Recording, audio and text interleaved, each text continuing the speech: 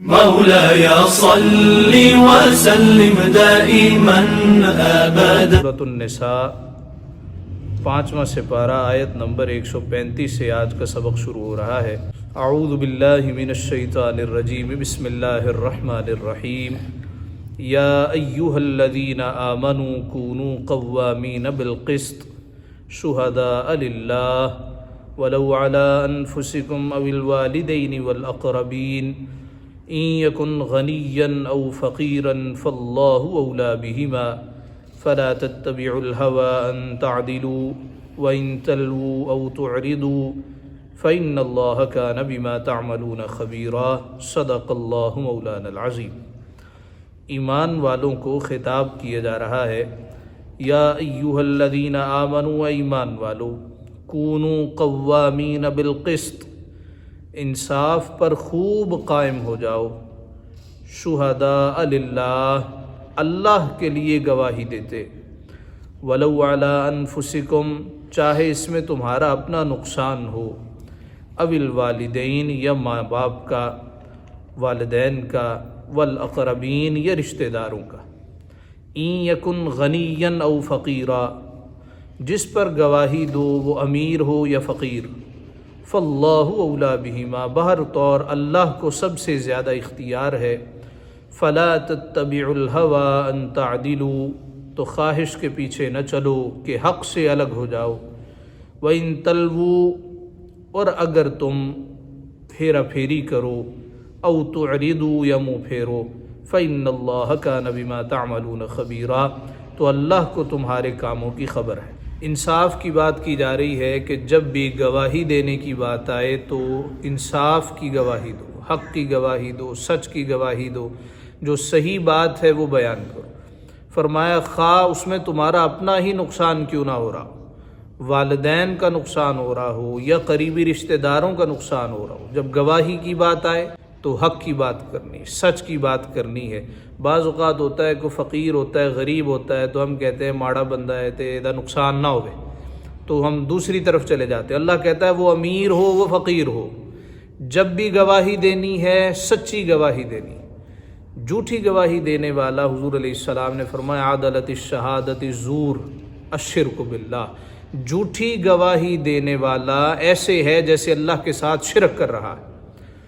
یہ آج لوگ بڑے فخری انداز میں اس پہ لطیفے بھی بنا لیتے ہیں، جھگتے بھی گھڑ لیتے ہیں کہ بھئی یہ بندہ جھوٹی گواہی دینے والا ہے۔ ایک آدمی سے پوچھا تم آج کل کیا کام کرتے ہو؟ کہتے ہیں جی مجھے اور کوئی کام تو نہیں ملتا تو میں عدالت جا کے جھوٹی گواہیاں دیتا ہوں۔ تو جھوٹی گواہی دینا یہ کیا ہے؟ شرک۔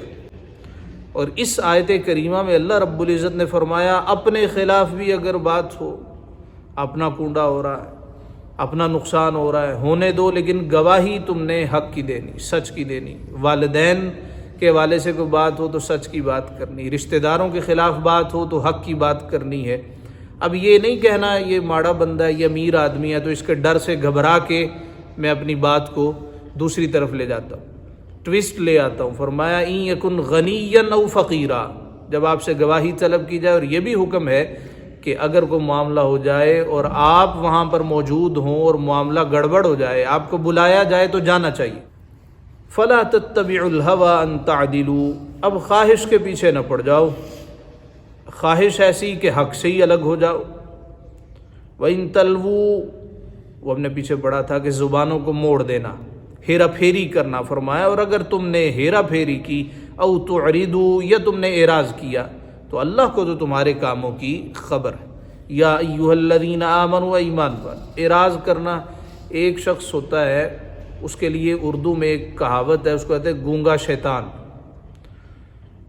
یعنی اس کے سامنے برائی ہو رہی ہے، گناہ ہو رہا ہے، اس سے پوچھا جائے بھی کیا ماجرا کیا ہے، چپ، پتہ ہی نہیں مینوں جی، پتہ تمہیں سب کچھ ہے۔ فإن اللہ کان بما تعملون خبیرا، تو اللہ کہتا ہے ہمیں تو تمہارے تمام کاموں کی خبر ہے۔ یا ایھا الذین آمنوا، ایمان والو۔ اب یہاں کن کو خطاب ہے؟ مفسرین نے بیان کیا ہے یہاں پر خطاب ہے اہل کتاب کو، ان کو بھی اہل ایمان کہا گیا۔ تو اگر اہل ایمان ہیں ان کے لیے نجات کیوں نہیں ہے؟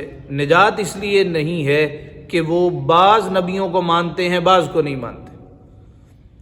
اللہ رب العزت نے اصول بیان فرمایا ہے، میرے جملہ رسولوں کو ماننا ہے، یہود نہ جناب عیسیٰ علیہ السلام کو مانتے ہیں کیونکہ جناب موسیٰ کے بعد آئے، اور نہ سیدنا رسول اللہ صلی اللہ علیہ وسلم کو مانتے ہیں۔ عیسائی سب کو مانتے ہیں، جناب موسیٰ کو بھی مانتے ہیں، جناب عیسیٰ کو بھی مانتے ہیں، نبی پاک صلی اللہ علیہ وسلم کو نہیں مانتے، جبکہ مسلمان سب کو مانتے ہیں۔ اس وجہ سے انہیں دائرہ اسلام سے خارج مانا گیا۔ تو چونکہ یہ اس وقت کے اہل ایمان ہیں، ان کو خطاب کر کے اللہ رب العزت ارشاد فرما رہا ہے تم تو پہلے ہی ماننے والے ہو، جب ماننے والے ہو تو ان چیزوں پر ذرا توجہ کرو۔ یا ایھا الذین آمنوا، ایمان والو، آمنوا باللہ، اللہ پر ایمان رکھو، ورسولہ، اللہ کے رسول پر ایمان رکھو، والکتاب الذی نزل علی رسولہ، اور اس کتاب پر جو اپنے رسول پر اتاری۔ نزل ینزل، تنزیل کا مطلب ہوتا ہے آہستہ آہستہ کر کے کسی چیز کو اتارنا، اور انزال کا مطلب ہوتا ہے یکبار کی کسی چیز کو اتارنا۔ انا انزلناہ فی لیلۃ القدر، ہم نے اس کو لیلۃ القدر میں نازل کر دیا۔ تو ساری لیلۃ القدر میں کتاب نازل ہو گئی، کہاں پر؟ آسمان دنیا پر۔ والکتاب الذی انزل من قبل، اور اس کتاب پر جو پہلے اتاری اس پر بھی ایمان لانا ہے۔ اب دیکھیے جو پہلے کتابیں ہیں ان کے لیے اللہ نے انزل استعمال کیا، اور جو اس سے پچھلا جملہ ہے نزل علی رسولی، اس کے لیے نزل استعمال ہوا، اس کا مطلب ہے تھوڑا تھوڑا کر کے اتارنا۔ وَمَن يَكْفُرْ بِاللَّهِ، اور جو نہ مانے اللہ کو، وَمَلَائِكَتِهِ، اور اس کے فرشتوں کو، وَكُتُبِهِ، اور اس کی کتابوں کو، وَرُسُلِهِ، اور رسولوں کو، وَالْيَوْمِ الْآخِرِ، اور قیامت کو، فَقَدْ ضَلَّ ضَلَالًا بَعِيدًا، تو وہ ضرور دور کی گمراہی میں پڑا۔ اصول یہ ہے کہ صرف اللہ ہی کو ماننا کافی نہیں ہے، جس طرح کہ تقویت الایمان میں شاہ اسماعیل دہلوی ہم نے ذکر کیا تھا، یہ وہ کتاب ہے جس نے بر صغیر میں فرقوں کو جنم دیا۔ اس کتاب میں شاہ اسماعیل دہلوی صاحب نے لکھا ہے 3 دفعہ کہ صرف اللہ کو ماننا، اللہ کے علاوہ کسی کو نہیں ماننا، جبکہ اللہ کیا کہہ رہا ہے؟ مجھے بھی ماننا ہے، میرے رسولوں کو بھی ماننا ہے، میرے فرشتوں کو بھی ماننا ہے، میری کتابوں کو بھی ماننا ہے، اور جس نے ان کو نہ مانا اور قیامت کے دن کو نہ مانا، فقد ضل ضلالا بعیدا، تو وہ ضرور دور کی گمراہی میں جا پڑا۔ ان الذین آمنوا، اب جب اسلام کی دعوت سرکار دو عالم صلی اللہ علیہ وسلم نے دی تو مسلمان ہوئے، کچھ کچے پکے بھی مسلمان تھے، کچھ منافق بھی تھے، کبھی اس طرف آ جاتے کبھی اس طرف آ جاتے، کبھی ان کے ساتھ مل جاتے کبھی ان کے ساتھ مل جاتے۔ جس طرح کہ ہمارے علاقے کے سیاستدان کہتے ہیں جی سیاستدانوں کا کیا مذہب ہوتا ہے، سب کے ساتھ ہی اٹھ بیٹھ جاتے ہیں، کیا عیسائی، کیا ہندو، کیا مسلمان، کیا کافر، تو مطلب یہ ان کا ایمان کوئی نہیں ہے۔ یہ جملہ ہم عام بولتے ہیں، سنتے ہیں، سیاستدانوں کا کیا مذہب ہے، تو یہ تو منافقوں کا طریقہ ہے، مذہب تو ہر ایک کا ہوتا ہے۔ جس طرح ایک اور ہم جملہ استعمال کرتے ہیں جی شرم ہے، کیا شرم ہے، یعنی شریعت اسلامیہ میں کیا شرم ہے، تو کیا شرع بے حیا ہے؟ یہ جملہ کہنا درست نہیں ہے۔ کیا کہنا چاہیے؟ شرعی مسائل پوچھنے میں کوئی شرم نہیں ہے، یہ کہنا جی شرم ہے، شرم ہی نہیں، جبکہ سرکار نے ارشاد فرمایا الحیاء شعبۃ من الایمان، حیا ایمان کا حصہ ہے۔ منافقوں کی نشانی بیان کی گئی، کبھی اس طرف آ جاتے ہیں، کبھی اس طرف چلے جاتے ہیں، کبھی ان کے پاس بیٹھ جاتے ہیں اور کہتے ہیں جی ہم تو سب کے ساتھ ہی ہیں۔ ان الذین آمنوا، بے شک وہ جو ایمان لائے، ثم کفروا، پھر کافر ہو گئے، ثم آمنوا، پھر ایمان لائے، ثم کفروا، پھر کافر ہو گئے، ثم ازدادوا کفرا، پھر کفر میں اور بڑھ گئے۔ ایمان لے آئے، پھر کفر کر لیا، پھر ایمان لے آئے، پھر کفر کر لیا، جب دیکھا یہاں پہ ذرا فائدہ ہو رہا ہے اس طرف آ گئے، نقصان ہو رہا ہے تو نکل گئے، اس طرف دیکھا کہ بھئی نقصان ہو رہا ہے تو اس طرف چلے آئے۔ فرمایا لم یکن اللہ لیغفر لہم، اللہ ہرگز انہیں نہ بخشے گا، ولا لیہدیہم سبیلا، نہ انہیں راہ دکھائے گا۔ بشر المنافقین، خوشخبری دو منافقوں کو، بین لہم عذابا علیما، کہ ان کے لیے دردناک عذاب۔ تو خوشخبری تو ہمیشہ اچھی چیز کی ہوتی، بشر یبشر تبشیر فہو مبشر، خوشخبری دینے والا۔ یہ منافقوں کو عذاب علیم کی خوشخبری تو نہیں ہے، یہ تو ان کے لیے ایک ایسی خبر ہے جس نے ان کے دلوں کو سیاہ کر دیا۔ تو اللہ نے کیوں کہا خوشخبری؟ یہ تنزیہ جملہ ہے۔ ایک مرتبہ ایک عالم دین تھے، انہوں نے کہا مرزا غلام احمد قادیانی صاحب نے یہ بات کہی، تو مجمع سے ایک جوشیلا نوجوان کھڑا ہو گیا، جی آپ نے اس کو صاحب کیوں کہا ہے؟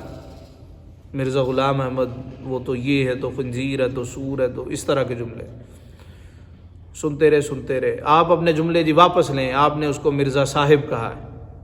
انہوں نے کہا کہ اللہ تعالیٰ نے قرآن مجید میں فرمایا ذُقْ اِنَّكَ أَنْتَ الْعَزِيزُ الْكَرِيمُ، اے جہنمی اب آگ کا مزہ چکھ، تو بڑا معزز ہے، تو بڑا کریم ہے، عزت دار ہے۔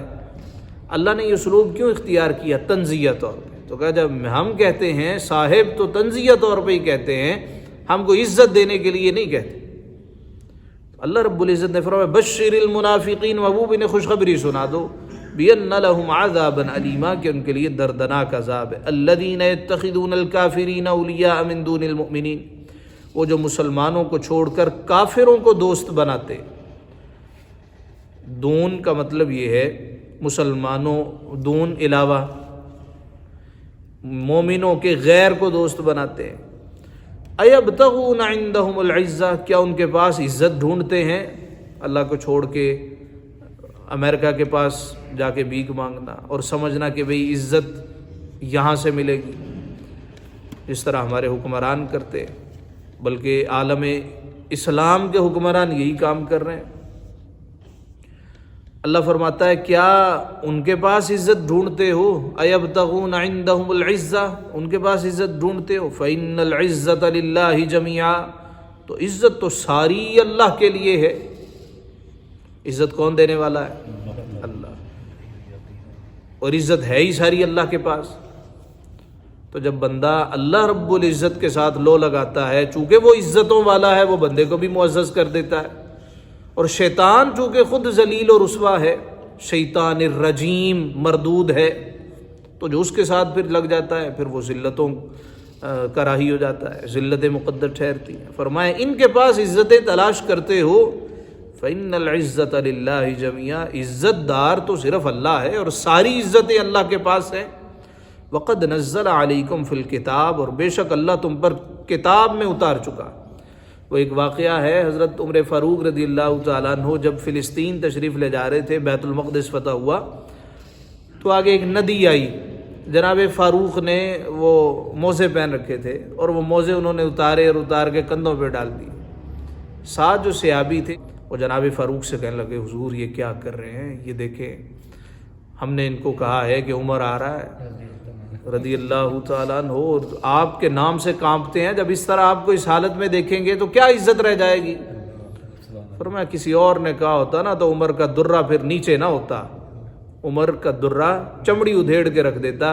تو کہ سمجھتا ہے ہمیں عزتیں اس وجہ سے ملی ہیں، ہمیں عزت ملی ہے تو مصطفیٰ کے صدقے ملی ہے۔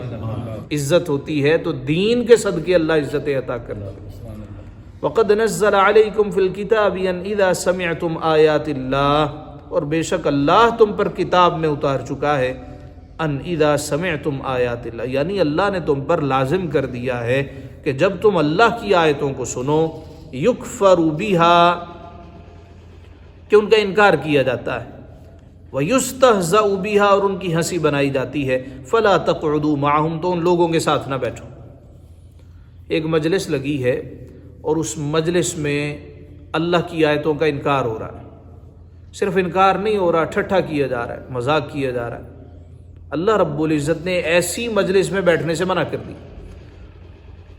اب اگر ایسی مجلس نہیں ہے، ایسی مجلس ہے جہاں علماء پہ تان کیا جا رہا ہے، اور عالم کہہ کے نام لے کے تان نہیں کرتے، مولوی کہہ کے تان کرتے، اس لیے کہ یہ لوگ سمجھتے ہیں کہ ہم اگر ڈائریکٹ دین پہ تان کریں گے تو لوگ ہمارے خلاف ہو جائیں گے، اس لیے وہ جو دین سے منسلک لوگ ہوتے ہیں ان کو برا بلا کہتے ہیں، ان کو گالیاں دیتے ہیں، ان پہ لطیفے کستے ہیں، او جی مولوی اداں دے، او جی مولوی اداں دے، ایک مولوی نے اداں کرتا، پھر اس پہ لطیفے بنتے۔ اگر کوئی ایسی مجلس ہو جہاں دین کا مذاق اڑایا جا رہا ہے یا دین سے منسلک لوگوں کا مذاق اڑایا جا رہا ہے، اللہ کہتا ہے فلا تقعدوا معہم، ان کے ساتھ نہیں بیٹھنا۔ اب ایسی مجلسیں ظاہراً تو نہیں ہوتی، لوگوں نے پیجز بنا رکھے ہیں، لوگوں نے گروپس بنا رکھے ہیں، کمیونٹیز بنا رکھی ہیں، اس میں جب آپ ایڈ ہوتے ہیں، اس میں آپ جاتے ہیں تو وہ دین کا مذاق اڑایا جاتا ہے۔ نبی پاک صلی اللہ علیہ وآلہ وسلم کے خلاف نعوذ باللہ ایسی باتیں کی جاتی ہیں کہ بندہ مومن انہیں برداشت نہیں کر سکتا. اور یہ ہمارے پاکستان کے جو دیسی کاٹھے لبرل ہیں یہ کام کرتے ہیں. تو اگر کوئی ایسی مجلس ہو، ایسی کمیونٹی ہو، ایسا گروپ ہو تو نکل جاؤ، لیو کر دو، اس کو رپورٹ کرو، چھوڑ دو اور وہاں سے خارج ہو جاؤ. فلا تقعدوا معهم. اگر آپ کے پاس علم نہیں ہے، وہ ایک بدبخت ہے صحابہ کے خلاف بکواس کرتا رہتا ہے. لوگ کہتے ہیں جی آپ اس کی تقریریں سنیں، آپ کو علم ہے تو سن لیں، اگر علم نہیں ہے تو آپ سن کے کیوں اپنا ایمان خراب کر رہے ہیں، ایمان برباد کر رہے ہیں. اللہ کہتا ہے اگر ایسی مجلس ہو جہاں اللہ کی آیتوں کا انکار ہو رہا ہے اور استہزاء کیا جا رہا ہے، ٹھٹھا کیا جا رہا ہے. یہ جب سیدہ عائشہ صدیقہ کا نام لیتے ہیں، آپ کو معلوم ہے کیا کہتے ہیں؟ وہ جڑی چھوٹی امی ہے، جڑی نکی امی ہے، نعوذ باللہ من ذالک، یہ اس طرح کے جملے کہتے ہیں. یہ جو ہم بار بار ہر دوسرے تیسرے لیکچر میں اس بات کا اعادہ کرتے ہیں کہ خدا کے لیے صحابہ کرام کا ادب ہونا چاہیے. حضرت امیر معاویہ شرم کا پہلا پردہ، اس کی کوئی وجہ ہے، ورنہ ہماری کوئی رشتہ داری نہیں ہے. صرف یہ ہے کہ جب یہ سیدنا امیر معاویہ کا جو ایک حیا ہے، یہ حیا ختم ہوتا ہے، پھر کسی کا حیا باقی نہیں رہتا. اور کرتے کس نام سے ہیں؟ حب اہل بیت کی آڑ میں. جبکہ ہمیں تو گھٹی میں پلایا گیا ہے اپنے بچوں کو اہل بیت کی محبت سکھایا کرو، بچے تمہارے مؤدب ہو جائیں گے. لیکن اہل بیت کا نام لے کے صحابہ کو گالیاں دینا، اہل بیت کا نام لے کے سیدہ عائشہ صدیقہ پہ زنا کی تہمت لگانا، یہ سورہ نور اللہ تعالیٰ نے حضرت عائشہ کی برات میں نازل کی ہے. یہ بدبخت منافقوں نے کیا تھا جو آج تک یہ کرتے آ رہے ہیں.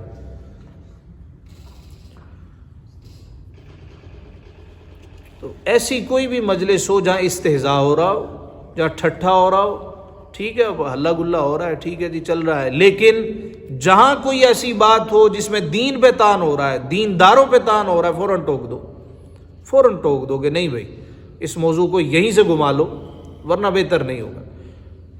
حتیٰ یخوضوا فی حدیث غیری، جب تک کہ وہ اور بات میں مشغول نہ ہو، ان کے ساتھ نہ بیٹھو جب تک کسی اور بات میں. یعنی ایسے لوگوں کے ساتھ بیٹھنا تو جائز ہے، لیکن اگر یہ جملے شروع ہو جائیں، یہ باتیں شروع ہو جائیں تو ناجائز ہے.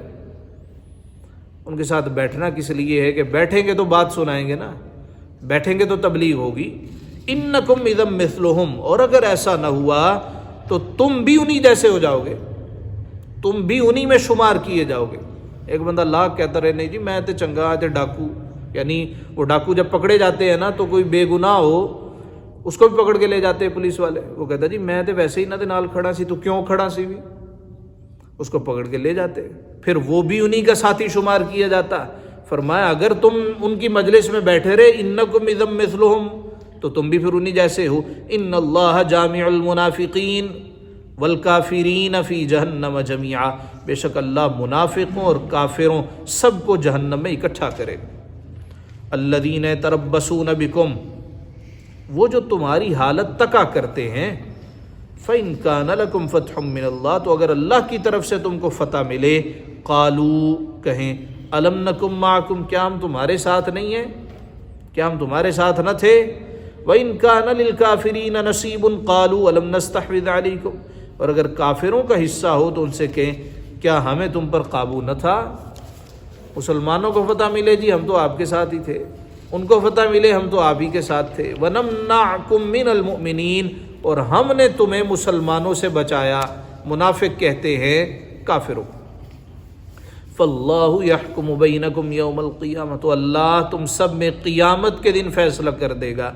وَلَن يَجْعَلَ اللَّهُ لِلْكَافِرِينَ عَلَى الْمُؤْمِنِينَ سَبِيلًا، اور اللہ کافروں کو مسلمانوں پر کوئی راہ نہ دے گا، یعنی کافر مسلمانوں پر غالب نہ آ سکیں گے. یہ کن مسلمانوں کی بات ہو رہی ہے؟ جو مصطفیٰ کے زمانے میں تھے. یہ غزوہ احد کے بعد کی آیات ہے. غزوہ احد میں بھی مسلمانوں کو شکست نہیں ہوئی، ظاہراً مسلمانوں کو شرمندگی کا سامنا کرنا پڑا. اس کے بعد کوئی جنگ ایسی نہیں تھی جس میں اللہ نے مسلمانوں کو فتح نہ عطا کی. جناب اکیلے خالد بن ولید چند سو کے ساتھ ہزاروں کے لشکر سے لڑ جایا کرتے تھے. اللہ تعالیٰ فتح عطا فرمایا کرتا تھا۔ آج بھی یہ ہے کہ اگر ہو کوئی مومن، آج بھی ہو براہیم سا ایماں پیدا، آگ کر سکتی ہے انداز گلستہ پیدا۔ وہ جواب شکوہ میں حضرت اقبال نے کہا کہ جب اللہ رب العزت سے وہ شکوہ گناہ ہوئے، محبتوں برے شکوے کیے، پاک پرور بس رہے تھے یہیں سلجوق بھی تورانی بھی، اہل چین میں ایران میں ساسانی بھی، اسی خطے میں یہودی بھی تھے نصرانی بھی، اسی معمورے میں آباد تھے یونانی بھی، پر تیرے نام پہ تلوار اٹھائی کس نے؟ بات جو بگڑی ہوئی تھی وہ بنائی کس نے؟ تو ہی کہہ دے کہ اکھاڑا در خیبر کس نے؟ شہر قیصر کا جو تھا اس کو کیا سر کس نے؟ توڑے مخلوق خداوندوں کے پیکر کس نے؟ کاٹ کر رکھ دیے کفار کے لشکر کس نے؟ مولا یہ شکایت نہیں ہے ان کے خزانے معمور، نہیں محفل میں جنہیں بات بھی کرنے کا شعور، حد تو یہ ہے کہ کافر کو ملے حور و قصور اور بیچارے مسلمان کو فقط وعدہ حور۔ تو جواب شکوہ میں کیا کہتے ہیں؟ تم میں حوروں کا کوئی چاہنے والا ہی نہیں، جلوہ طور تو موجود ہے موسیٰ ہی نہیں، ہم تو مائل بکرم ہیں کوئی سائل ہی نہیں، راہ دکھلائیں کسے رہ روے منزل ہی نہیں۔ ایک اللہ والے تھے، ان کے پاس ایک شخص آیا، کہنے لگا وہ جو آپ کے ابا جی تھے نا وہ بڑے نیک سالے تھے، آپ ان جیسے نہیں ہیں، فرمایا ہماری قدر کر لو، ہمارے بعد ہم جیسے بھی نہیں ملیں گے۔ ڈاؤن فال ہے نا، ہر چیز کا ایک ڈاؤن فال چلا آ رہا ہے۔ تو کیا کہتے ہیں؟ وہ کہتا ہے ہم تو مائل بکرم ہیں کوئی سائل ہی نہیں، راہ دکھلائیں کسے رہ روے منزل ہی نہیں۔ ارشاد ہوتا ہے وَلَن يَجْعَلَ اللَّهُ لِلْكَافِرِينَ عَلَى الْمُؤْمِنِينَ سَبِيلًا، اور اللہ کافروں کو مسلمانوں پر کوئی راہ نہ دے گا۔ یہ آج مسلمان مغلوب اس لیے ہیں کہ مسلمان نہیں ہیں۔ جتنے حکمران ہیں، یہ اردن کے حکمران، یہ سعودی عرب کے حکمران، یہ گلف کے حکمران، یہ مصر کے حکمران، ہمارے اپنے حکمران، نام کا کلمہ پڑھ رکھا، صرف نام ہی کے مسلمان ہیں۔ اللہ تعالیٰ نے فرمایا احسب الناس ان یترکوا ان یقولوا آمنا وهم لا یفتنون، سورہ عنکبوت ہے۔ کیا لوگوں نے سمجھ لیا ہے وہ کہیں گے ہم ایمان لے آئے ہم ان کو چھوڑ دیں گے؟ اتنا کہنے سے کہ بھئی ہم تو مومن ہیں، اللہ کہتا ہے ہم چھوڑ دیں گے، ایسے نہیں ہوگا۔ ان المنافقین یخادعون اللہ وهو خادعهم، بے شک منافق لوگ اپنے گمان میں اللہ کو فریب دینا چاہتے ہیں، وهو خادعهم، اور وہی انہیں غافل کر کے مارے گا۔ اللہ رب العزت کے حوالے سے یہ کہنا درست نہیں ہے کہ اللہ ان کو فریب دے گا، نہیں، جب اس کی نسبت اللہ کی طرف ہو تو وہی انہیں غافل کر کے مارے گا۔ وَإِذَا قَامُوا إِلَى الصَّلَاةِ قَامُوا كُسَالَىٰ، اب ان کی نشانی بیان ہو رہی ہے، اور جب نماز کو کھڑے ہوں قاموا کسالہ، تو کھڑے ہوں جی ہارے ہوئے، کسل مندی کے ساتھ، گرے پڑے، دل نہیں کر رہا، کندھے جھکے ہوئے ہیں، ہاتھ لٹکے ہوئے ہیں، پتہ نہیں کیا پڑھ رہے ہیں۔ یہ کس کی نشانی بیان فرما رہا ہے اللہ؟ منافقوں کی۔ چونکہ نماز تو پڑھنی ہے کہ مسلمان دیکھ رہے ہیں، اور دکھاوے کی نماز پڑھنی ہے، تو پڑھتے کس طرح ہیں؟ جی کے ہارے ہوئے، دل نہیں کرتا۔ یراؤن الناس، لوگوں کو دکھانے کے لیے۔ ولا یذکرون اللہ الا قلیلا، اور اللہ کو یاد نہیں کرتے مگر بہت تھوڑا۔ یعنی نماز پڑھ رہے ہیں تو نماز پڑھتے کسل مندی سے۔ حجاج بن یوسف کے بارے ہے کہ بڑا ظالم تھا، لیکن نمازیں نہیں چھوڑتا تھا، تہجد گزار بھی تھا، سنت اس نے کبھی ترک نہیں کی تھی۔ ایک مرتبہ اس نے مسجد میں ایک شخص کو دیکھا، وہ نماز پڑھنے کے لیے آیا۔ اب نماز پڑھتا ہے، کبھی ادھر خارج کرتا ہے، کبھی ادھر خارج کرتا ہے، ٹوپی سیدھی کرتا ہے، کپڑے ایسے کرتا ہے، ایسے کرتا ہے۔ دیکھتا رہا، اب اس کو غصہ بھی آئے کہ یہ رب کی نماز پڑھا ہے، کیا کر رہا ہے۔ خیر بڑی کوفت کے ساتھ دیکھتا رہا، اس نے نماز مکمل کی اور سبحان اللہ سبحان اللہ سبحان اللہ ہو گیا تو ہو گیا۔ یہ حجاج بن یوسف نے منہ لپیٹا، گورنر تھا، منہ لپیٹا اور پیچھے پیچھے چل دیا، یہ کیا کرتا۔ اس کی ایک دکان تھی کپڑے کی، کپڑے کا تاجر تھا، دکان کھولی اور بیٹھ گیا۔ یہ گاہک بن کے اندر گیا، کہنے لگا مجھے کوئی کپڑے تو دکھاؤ، کوئی قیمتی والے۔ اس نے ایک تھان کھول، فٹ سے نکال، دوسرا فٹ سے نکال، تیسرا نکال، نہیں نہیں کوئی اچھی چیز دکھاؤ. وہ گھٹنوں کے بل کھڑا ہو گیا, وہاں سے تھان نکال کے 1 کھول 2 کھول 4 کھول, کہنے لگا نہیں یار کوئی اور اچھی چیز دکھاؤ. وہ کھڑا ہو گیا, اوپر والے رینک سے اس نے تھان نکالے, 1 کھول 2 کھول, یہ پسند کرے تھی, یہ پسند کرے, نہیں نہیں یہ بھی نہیں, کوئی اور اچھے دکھاؤ. اب وہ چھلانگے مار مار کے اوپر سے تھان نکالتا ہے اور تھان نکال کے دکھاتا جاتا ہے. حجاج نے اس کو گدی سے پکڑا اور باہر بیچ بازار سڑک پہ لے آیا اور الٹا اس کو کر کے درے مارنا شروع کر دی.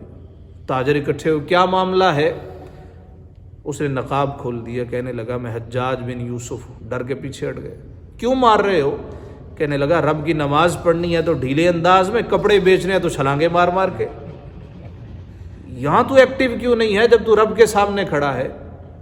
اللہ پاک نے فرمایا رب کی نماز پڑھتے ہیں تو فقط ورزش ہو رہی ہے, اٹھک بیٹھک ہو رہی ہے.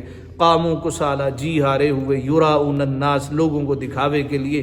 ولا یذکرون اللہ الا قلیلا, اور اللہ کو یاد نہیں کرتے مگر تھوڑے. مذبذبین بین ذلک, بیچ میں ڈگمگا رہے ہیں.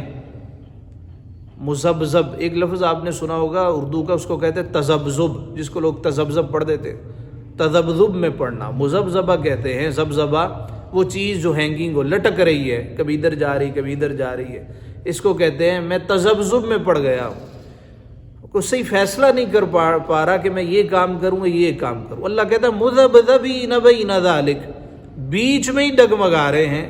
لا الہ الا ولا الہ الا, نہ ادھر کے رہے نہ ادھر کے رہے.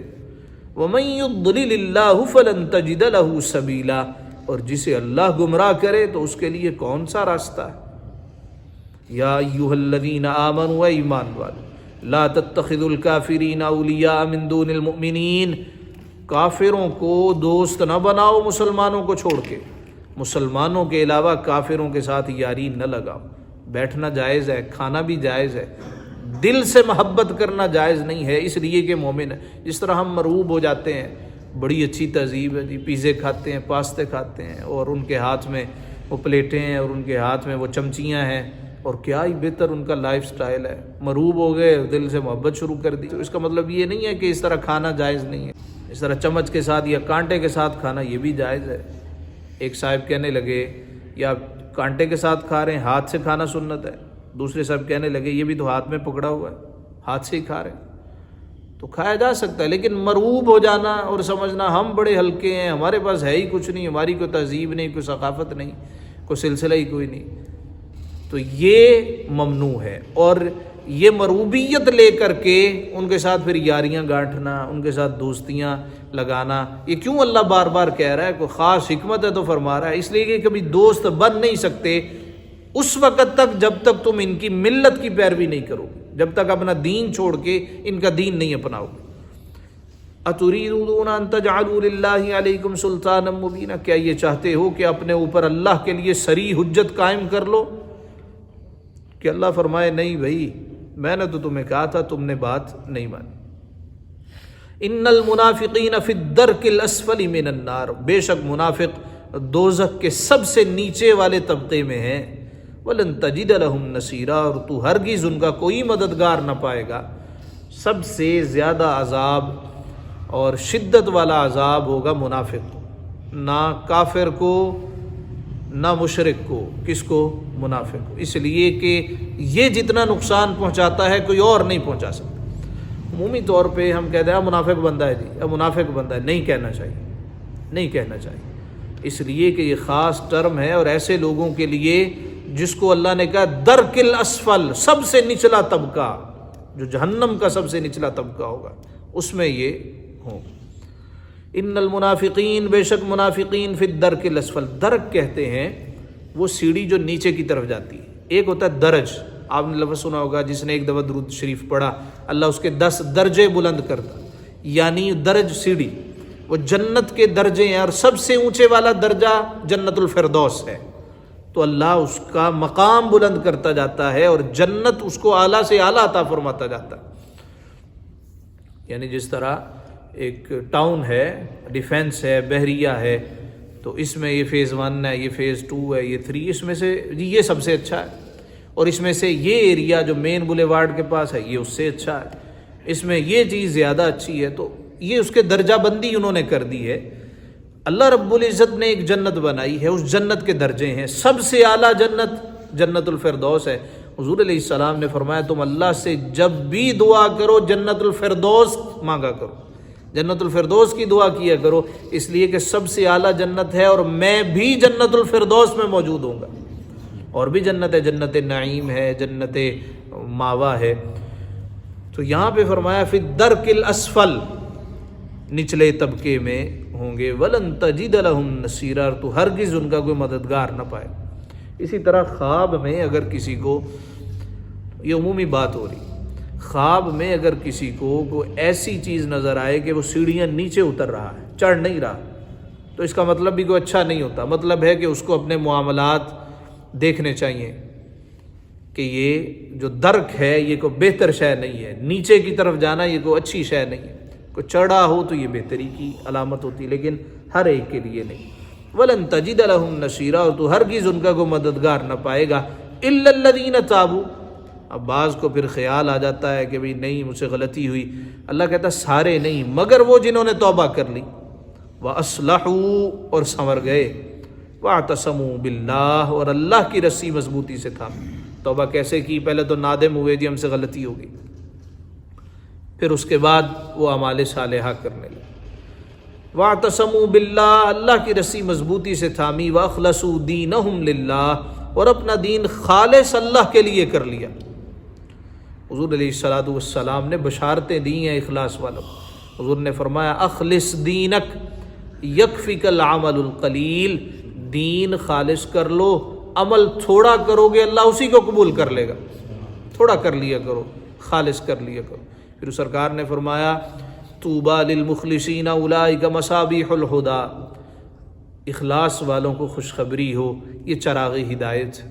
وَتَتَجَلَّى عَنْهُمْ كُلُّ فِتْنَةٍ ظَلْمَةٍ، جب چہار جانب اندھیروں کا راج ہو تم ان کے پاس بیٹھ جایا کرو، تمہیں چراغ ہدایت دیا کریں گے، تمہیں روشنیاں محسوس ہوں گی کہ تم کسی مخلص آدمی کے پاس بیٹھے۔ فرمایا وَأَخْلَصُوا دِينَهُمْ لِلَّهِ، اور اپنا دین خالص اللہ کے لیے کر لیا۔ ایک بادشاہ کے بارے ہے کہ اس کے علاقے میں چوریاں بڑھ گئیں، اس نے فوج سے کہا چوروں کو پکڑ کے لاؤ۔ ایک جگہ انہوں نے چھاپا مارا اور 10 چور انہوں نے ڈاکو پکڑ لیے، اور بادشاہ کو اطلاع دی 10 ڈاکو پکڑے۔ ہوا یہ کہ ایک بھاگ گیا، اب بڑے پریشان ہوئے کہ بادشاہ کہے گا تم نے تو 10 چوروں کو پکڑا، ایک کدھر گیا؟ تو راستے میں چلتا ہوا ایک تاجر تھا، انہوں نے اسی کو دھر لیا اور کہا کہ بھئی تم بھی چور ہو؟ کہنے لگا میں نے کہاں چوری کی ہے، میں تو کام سے جا رہا ہوں۔ انہوں نے کہا نہیں، جب برا وقت آیا جیل میں پھینک دیا۔ اب اس نے وضو کیا اور مصلی بچھا لیا، نیک آدمی تھا۔ ادھر بادشاہ کو خواب آیا کہ اس کا کوئی پلنگ الٹ رہا ہے، 1 دفعہ 2 دفعہ 4 دفعہ، 4 لوگ آئے اور پلنگ اس کا اوندا مار دیا۔ اس نے معبرین کو بلایا، معبرین کہتے ہیں جو خواب کی تعبیر کے ماہر ہوتے ہیں، ان کو بلایا کہ بتاؤ بھئی، جس طرح سیدنا یوسف علیہ السلام کے زمانے میں بادشاہ کو خواب آیا، اس نے کہا کہ بھئی اس خواب کا جواب کون دے گا؟ تو ملازم کہنے لگا وہ جیل میں ایک بندہ تھا، وہ خواب کی تعبیر ایسے ہی بیان کرتا تھا۔ تو بادشاہ کہتا ہے بتاؤ اس کا مطلب کیا؟ انہوں نے کہا کہ تم نے کسی بے گناہ کو پکڑ رکھا۔ اس نے جیلر کو بلایا، ہاں بھئی کوئی بے گناہ تو نہیں ہے؟ انہوں نے کہا جی پتہ نہیں، ایک آدمی ہے وہ جب سے آیا ہے نمازیں پڑھتا ہے، وضو کرتا ہے، اللہ سے دعا کرتا ہے۔ اس نے کہا بلا لاؤ، بلا لیا، کہا تو چور ہے؟ اس نے سارا واقعہ بیان کر دیا، رگڑے میں آ گیا ہوں، چور نہیں ہوں۔ بادشاہ کہنے لگا اچھا پہلی بات تو مجھے معاف کر دے۔ اس نے کہا جی معاف کیا۔ دوسری بات یہ کہ یہ 1000 درہم قبول کر لے۔ اس نے کہا یہ بھی قبول کر لیا۔ تیسری بات یہ ہے تجھے جب بھی کبھی مسئلہ ہو تو نے میرے پاس آنا ہے، میں تیرا مسئلہ حل کروں گا۔ اس نے کہا یہ نہیں کرنا۔ اس نے کہا کیوں بھائی؟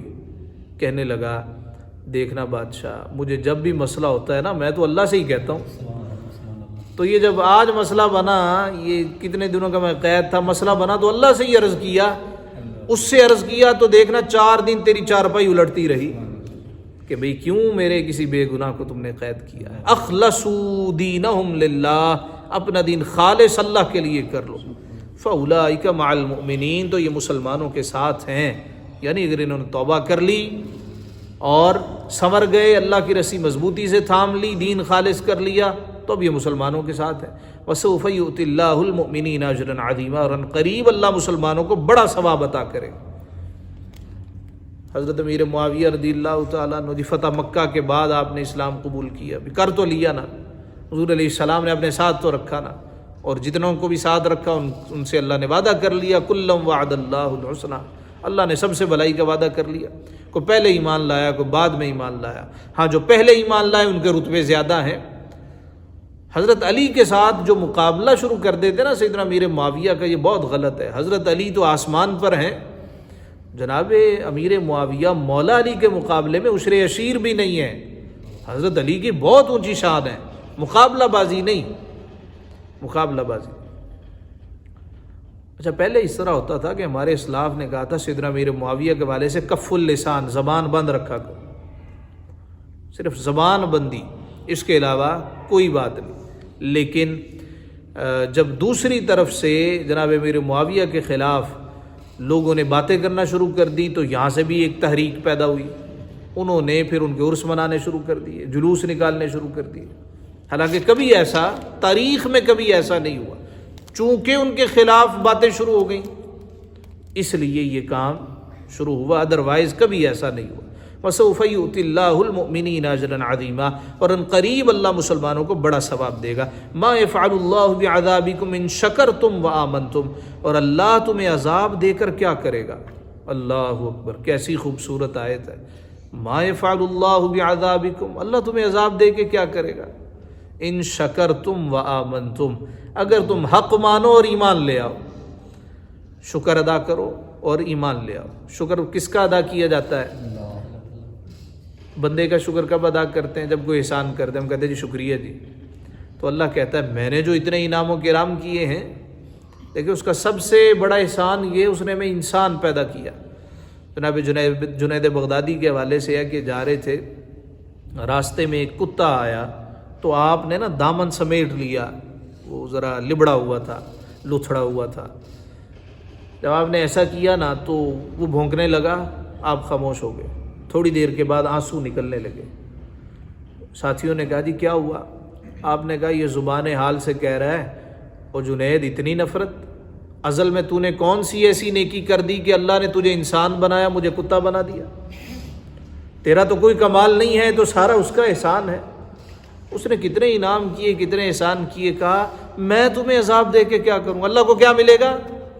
اللہ اکبر، اس آیت کا لطف تو کوئی بندہ مومن ہی لے سکتا ہے۔ ما یفعل اللہ بعذابکم ان شکرتم وآمنتم، اگر تم شکر کرو، ایمان لے آؤ، میں تمہیں عذاب دے کے کیا کروں گا؟ وکان اللہ شاکرا علیما، اور اللہ ہی صلہ دینے والا ہے، اللہ صلہ دینے والا ہے، جاننے والا۔ لا یحب الحمدللہ، ہمارا 5واں سپارہ مکمل ہوا۔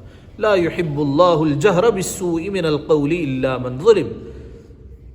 اب اس آیت کو ذرا غور سے پڑھنا ہے۔ اس آیت سے یار لوگ ماتم کو ثابت کرنے کی کوشش کرتے ہیں، جبکہ اس آیت میں کہیں اس کا ذکر نہیں ہے۔ لا یحب اللہ الجہر بالسوء من القول الا من ظلم، اللہ پسند نہیں کرتا بالسوء، بری بات کا اعلان کرنا، جہر اعلان کرنا، اللہ پسند نہیں کرتا بری باتوں کو برسر مجلس بیان اعلان کیا جائے، گندی باتیں بیان کی جائیں، بری باتیں ہوں، الا من ظلم، مگر مظلوم سے۔ وکان اللہ سمیعا علیما، اور اللہ سنتا ہے، جانتا ہے، یعنی بری بات نہ کی جائے، مگر جو مظلوم آدمی ہو وہ بات اونچی کر سکتا۔ اب اس سے ماتم کہاں سے ثابت ہو رہا؟ کہتے ہیں نہیں جی، چونکہ ظلم ہوا تھا لہٰذا ہم ماتم کریں۔ یہ ایسے ہی ہے، ایک آدمی ہل چلا رہا، دوسرا اس کو کہنے لگا ہل ذرا صحیح طریقے سے چلا، وہ کہنے لگا تم نے بھی تو کل پگڑی باندھی تھی، وہ کہنے لگا اس کا کیا تعلق ہے بات سے؟ کہتا بات سے ہی بات نکال لی، کوئی تعلق نہیں ہے، بس آیت پڑھ دی اور اگلے سے کہا کہ بھئی یہ استدلال ہوگا۔ یہ کون سا استدلال ہے؟ ماتم یاد رہے، اس پہ انشاءاللہ ہم تفصیلی گفتگو کریں گے۔ اصولی مسائل یاد رکھیے کہ ماتم 3 دن سے زائد کا، ماتم سے مراد ہے سوگ کرنا، دو ہتھڑ مارنا، ایک ہے کہ فوراً کوئی خبر سنی دل دہل گیا اور کہا ہائے افسوس، اس کا گناہ نہیں ہے، لیکن ایسے ہی اپنے چہرے پیٹتے جانا، ایسے ہی زنجیر زنی کرتے جانا، یہ اسلام میں جائز نہیں ہے۔ اگلی بات یہ ہے کہ 3 دن کا سوگ اور بیوہ عورت اس کا استثناء ہے، 4 ماہ 10 دن تک یہ سوگ منع ہے، اس کے علاوہ دین اسلام میں کوئی سوگ نہیں ہے۔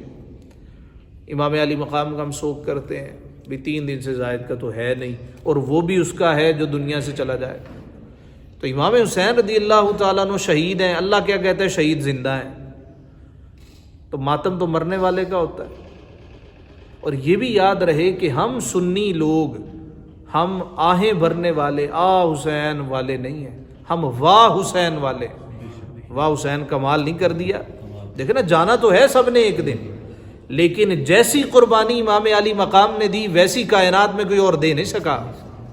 تو ہم اہل سنت و جماعت، ہم آہ والے نہیں ہیں، ہم واہ والے، اور ہم زندہ جاوید کا ماتم نہیں کرتے۔ جو زندہ ہے، اللہ نے قرآن شریف میں واضح طور پہ ارشاد فرما دیا کہ تمہیں مردہ کہنے کی اجازت بھی نہیں ہے، لمن یقتل فی سبیل اللہ اموات بل احیاء، بلکہ وہ زندہ ہیں، ولکن لا یشعرون، تمہیں شعور نہیں ہے، تمہیں شعور نہیں۔ اسی وجہ سے حضرت عثمان غنی کو شہید کیا گیا، کوئی سنی ماتم کرتا ہے؟ نہیں کرتا۔ حضرت عثمان غنی پہ 40 دن تک پانی بند رکھا گیا، اسلام کی پہلی مظلوم شخصیت ہے، چونکہ ان کو کوئی رافضی نہیں ملے، ورنہ ان کو بھی مظلومیت کا استعارہ بنا کے ان کے نام کا ایک فرقہ بنایا گیا ہوتا۔ جناب امام حضرت عثمان غنی ذوالنورین کو ظلماً شہید کیا گیا، قرآن شریف پڑھے تھے، اور آپ کا خون مبارک جب شہید کیا گیا تو قرآن شریف کی آیتوں پہ گرا، اور حفاظت کون کر رہا تھا؟ امام حسن اور حسین حفاظت کر رہے تھے۔ یہ حضرت علی کی اعلیٰ ظرفی ہے کہ آپ کے پاس یہ خارجی گئے کہ حضرت عثمان غنی رضی اللہ تعالیٰ عنہ صحیح حکومت نہیں کر رہے تو آپ حکومت کریں، ہم آپ کی بیعت کرتے ہیں۔ فرمایا جب تک عثمان حیات ہے علی کبھی بغاوت نہیں کر سکتا، جس کا نام علی ہے، جس کو حضور نے پال پوس کے جوان کیا ہے، وہ ایسی حرکت کرے۔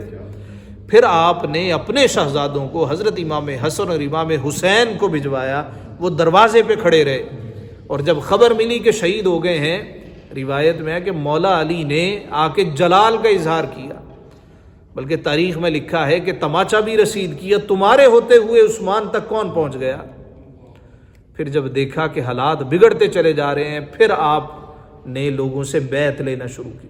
جب آپ نے بیعت لینا شروع کی، اب یہ شورشیں ہوئیں، یہ جو جنگ جمل، حضرت عائشہ نے حضرت علی کے ساتھ جنگ کی، جناب امیر معاویہ نے حضرت علی کے ساتھ جنگ کی، ہم اس پہ تفصیلی گفتگو کریں گے، لیکن صرف اتنا، جب حضرت عثمان غنی ذوالنورین شہید ہو گئے تو کئی دن تک آپ کو دفن نہیں ہونے دیا گیا، بلوائیوں نے حملہ کر دیا۔ جس طرح موب آتے ہیں نا، جتھا آتا ہے، جتھوں نے پہلے محاصرہ کیا، کئی روز تک پانی بند رکھا، اور آپ کی زوجہ حضرت نائلہ، ان کی انگلیاں کٹ گئیں۔ پھر حضرت سیدہ عائشہ صدیقہ کے پاس صحابہ گئے کہ خون عثمان کا بدلہ لیا جائے گا، تو سیدہ عائشہ صدیقہ نے حضرت علی سے کہا بدلہ لو، قصاص لیا جائے عثمان کا۔ مولا علی عرض کرنے لگے کہ آپ مجھے بتائیے کہ یہ تو ایک جتھا ہے، میں کس کس سے بدلہ لوں؟ کو حالات سیدھے ہوتے ہیں، میری حکومت پہ گرفت مضبوط ہوتی ہے تو پھر ہی میں بدلہ لے سکوں گا۔ لیکن پھر جنگ ہو گئی، ادھر بھی صحابہ، جناب طلحہ، جناب زبیر، یہ عشرہ مبشرہ میں سے حضرت عائشہ کے ساتھ جنگ جمل اس لیے کہتے ہیں کہ سیدہ عائشہ صدیقہ اونٹ پہ سوار تھی، اور حضرت علی المرتضیٰ رضی اللہ تعالیٰ عنہ آپ آگے بڑھے، اور جس اونٹ پر آپ سوار تھیں اس کی کونچے کاٹی، وہ گرنے لگا تو تھام لیا، ادب سے بٹھایا اور کہا کہ اماں جان آپ میدان میں آ گئی ہیں، لیکن یہ بہتر نہیں ہے، ادب کے ساتھ واپس بھجوایا۔ سیدہ عائشہ صدیقہ کو جب بھی یہ بات یاد آتی تھی رونا شروع کر دیتی تھی، اور پھر حضرت نائلہ جو حضرت عثمان غنی کی زوجہ ہیں، ان کی انگلیاں جب ملک شام گئیں، تو چونکہ حضرت عثمان بھی بنو امیہ سے تھے اور ایک خاندانی عصبیت تھی. تو جب وہاں پہ گئیں تو حضرت سیدنا امیر معاویہ نے وہ حضرت نائلہ کی انگلیاں اور خون عثمان سے لتھڑی ہوئی وہ قمیص شام کی جامع مسجد پہ لٹکا دی. عثمان کے خون کا بدلہ لیا جائے. اور پھر یہ چلے آئے صفین. پھر مولا علی کے ساتھ جنگ ہوئی. کئی روز تک جنگ جاری رہی اور سینکڑوں کی تعداد میں، ہزاروں کی تعداد میں ادھر سے مسلمان شہید ہوئے، ادھر سے مسلمان شہید ہوئے. آسمان نے کبھی ایسا منظر نہیں دیکھا. پھر آخر صلح ہوئی. جب صلح کر لی تو حضرت علی کے ساتھی حضرت علی کے خلاف ہو گئے. یعنی حضرت علی کا جو دور خلافت تھا اس میں سکون، ایک دن کے لیے بھی حضرت علی کو سکون میسر نہیں تھا. لیکن آپ کی اعلیٰ ظرفی کے کبھی سیدہ عائشہ کے خلاف ایک لفظ زبان سے نہیں نکالا. ہمیشہ عزت کرتے رہے. اور سیدہ عائشہ صدیقہ بھی پھر عزت کرتی رہی. پھر جناب امیر معاویہ کے ساتھ صلح ہو گئی. جن لوگوں نے حضرت علی پہ تان شروع کر دیا کہ بھئی لڑائی کرنی تھی تو صلح کیوں کرائی ہے، اب صلح کیوں کی ہے، ہم نے تو مارنا ہے مر جانا ہے، ان کو خارجی کہا جانے لگا. حضرت علی نے پھر ان کے خلاف جنگ کا آغاز کیا. نہروان کی جنگ پھر ان کے خلاف کی گئی. سارے مار دیے سوائے ایک یا دو کے، وہ بھاگ گئے. اور یہ جو آج نظر آ رہے ہیں یہ سارے کے سارے انہی کی ذریت میں سے، یہ سارے کے سارے اسی کی نسل میں سے چلے آ رہے ہیں. ان تبدو خیرن او تخفوہ او تعفو عن سوء فإن اللہ کان عفوا قدیرا. اور اگر تم کوئی بھلائی اعلانیہ کرو، او تخفوہ یا چھپ کر کرو، او تعفو عن سوء یا کسی کی برائی سے درگزر کرو، فإن اللہ کان عفوا قدیرا تو بے شک اللہ معاف کرنے والا قدرت والا. ان الذین یکفرون باللہ ورسلہ، وہ جو اللہ اور اس کے رسولوں کو نہیں مانتے، وَيُرِيدُونَ اور چاہتے ہیں، أَن يُفَرِّقُوا بَيْنَ اللَّهِ وَرُسُلِهِ کہ اللہ سے اس کے رسولوں کو جدا کر دیں. وَيَقُولُونَ نُؤْمِنُ بِبَعْضٍ اور کہتے ہیں ہم کسی پر ایمان لائے، وَنَكْفُرُ بِبَعْضٍ اور کسی کے منکر ہوئے. وَيُرِيدُونَ أَن يَتَّخِذُوا بَيْنَ ذَلِكَ سَبِيلًا اور چاہتے ہیں کہ ایمان اور کفر کے بیچ میں کوئی راہ نکالیں، آدھوں کو مان لیں آدھوں کو چھوڑ دیں، کو اپنی منوا لیں کو ان کی مان لیں. اولئک هم الکافرون حقا یہی ٹھیک ٹھیک کافر ہیں. واعتدنا للکافرین عذابا مہینا اور ہم نے کافروں کے لیے ذلت کا عذاب تیار کر رکھا. والذین آمنوا باللہ ورسلہ اور جو اللہ اور اس کے سب رسولوں پر ایمان لائے. ولم یفرقوا بین احد منہم اور ان میں سے کسی پر ایمان میں فرق نہ کیا. اولئک سوف یؤتیہم اجورہم انہیں ان قریب اللہ ان کا اجر عطا کرے گا. وَكَانَ اللَّهُ غَفُورًا رَحِيمًا اور اللہ بخشنے والا مہربان. صدق اللہ مولانا العظیم.